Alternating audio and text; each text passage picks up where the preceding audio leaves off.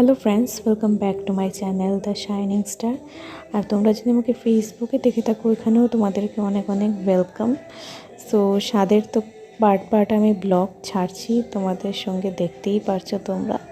তো রান্না টান্নাও হয়েছিল, তোমরা যদি আগের ব্লগগুলো না দেখে থাকো দেখে নিও। আই থিঙ্ক ভালো লাগবে, কেননা এইগুলো মুহূর্ত সবার লাইফেই আসে আর সবারই খুব ভালোভাবে সেই দিনগুলোর কথা মনে পড়ে। আমার ভিডিওগুলো দেখে তোমাদের এরকমই মনে হতে পারে। তো এখানে আমার শাশুড়ি মা আমাকে সাজিয়ে দিচ্ছে সব ধরনের ভাজা, স্যালাড আর ডিম সিদ্ধ দিতে লাগে। আমার শ্বশুর বাড়িতেও নিয়ম আছে ডিম সিদ্ধ দিতে লাগে, আর বাবার বাড়িতেও নিয়ম আছে।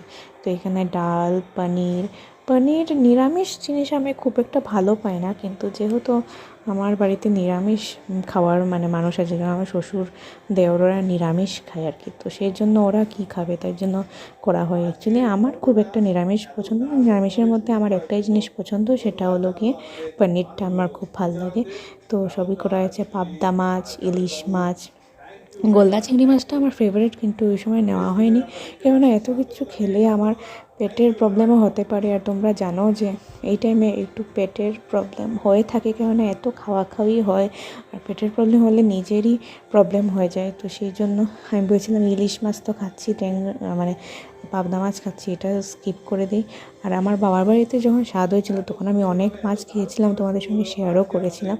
তো এখানে একবার হয়ে গেছে, আর এখন দিন যেহেতু এগিয়ে এসে গেছে, আমার দরকার নেই এত খাওয়া তো চলতেই থাকবে। এরকম তো না যে ডেলিভারির পরে আমাকে আর কেউ খাওয়া দেবে না, খাওয়া দেবে অবভিয়াসলি। আর সঙ্গে হয়েছিল ঘাটা হয়েছিল মাথা দিয়ে, বেগুন পেঁয়াজ দিয়ে, আমার খুবই ভালো লাগে, লেবু পাতা দিয়ে করা হয়, ওইটা খুব টেস্টি হয়েছিল। আর তো পায়েস ছিল, মিষ্টি তো কত রকমের ছিলই, আর সঙ্গে সব কিছুই ডাল তো ছিলই, খুবই ভালো লেগেছে। আর চাটনিও ছিল।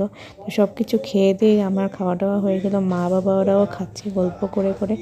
আমি বললাম আমার সামনে বসেই খাও তোমরা, আর সেই জন্য আমি ওদেরকে আমার সামনেই বসালাম। তারপরে আমিও একটু খেলাম। মোটামুটি খাওয়া দাওয়া কমপ্লিট হওয়ার পরে আমি সব কিছু চেঞ্জ করলাম, আর আমরা ওই দিনই হাইলাকান্দি রিটার্ন হয়ে গেছি। হাইলাকান্দি গিয়ে আমি চুল খুলছি। তো ভীষণ একটা হ্যাকটিক ডে গেছিলো, কিন্তু ভীষণ ভাল লেগেছে।